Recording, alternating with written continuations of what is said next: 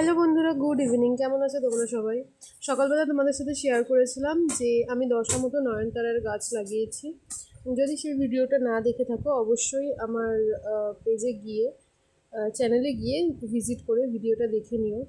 এখন বাজে সন্ধ্যা বলবো না, রাত 9:30। আমি অফিস থেকে বাড়ি ফিরেছি। অফিস থেকে আসার পথে অফিস থেকে দুটো চন্দ্রমল্লিকার ডাল নিয়ে এসেছিলাম। জেনারেলি চন্দ্রমল্লিকা ডাল থেকেই হয়। জুন জুলাই মাসের দিকে চন্দ্রমল্লিকা রোপণ করা হয়। তো এই চন্দ্রমল্লিকা রোপণ করব বলেই আমি ছাদে গিয়েছিলাম কিছুটা মাটি আনতে। ছাদে মাটি আনতে গিয়ে দেখি সেখানে বেশ কিছু সাদা নয়নতারা গাছের চারা হয়েছে। সেগুলোকেই নিয়ে এসে এখানে আমি গাছগুলোকে এক এক করে ছোট ছোট গ্লাসের মধ্যে বসাচ্ছিলাম। ঠিক 1 মাস পরে এগুলোকে আমি বড় টবে দেবো। ততদিনে ওরা একটু এই পরিবেশের সাথে নিজেদেরকে মানিয়ে নিক। এখানে আমি মাটি তৈরি করার জন্য কোকোপিট এবং ঝুরঝুরে মাটি নিয়েছি, এবং মা কুমড়ো কেটেছিল তার কয়েকটা খোসা আমি এখানটাতে নিয়েছি। এগুলো অপশনাল, তোমরা দিলে দিতে পারো, না দিলে না দিতে পারো। তো দেখো, এখানে আমি বেশ কয়েকটা গাছ রোপণ করে নিচ্ছিলাম। জেনারেলি চন্দ্রমল্লিকা যেহেতু ঠান্ডার গাছ, জুন জুলাইতে বাঁচিয়ে রাখা ভীষণই কঠিন কাজ।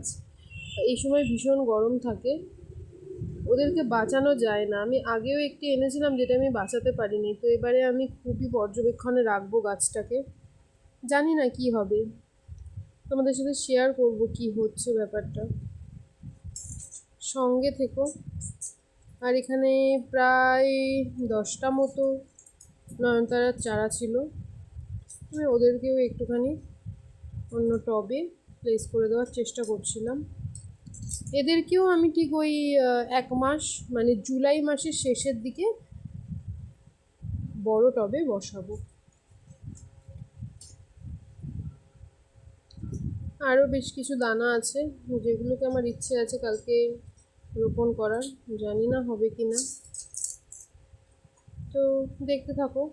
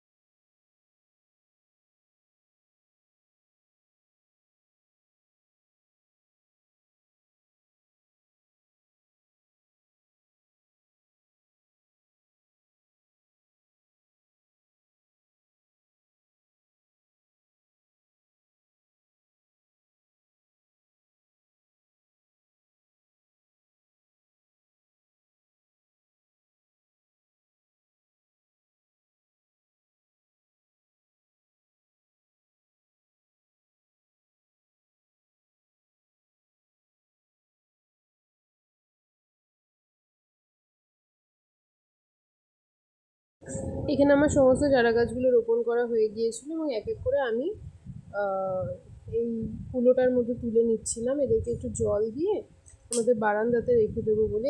এগুলোকে এখন আমি ছাদে ডাইরেক্ট রোদে রাখবো না, এমন একটা জায়গায় রাখবো যেখানে রোদও পাবে আবার ছাওয়াও পাবে।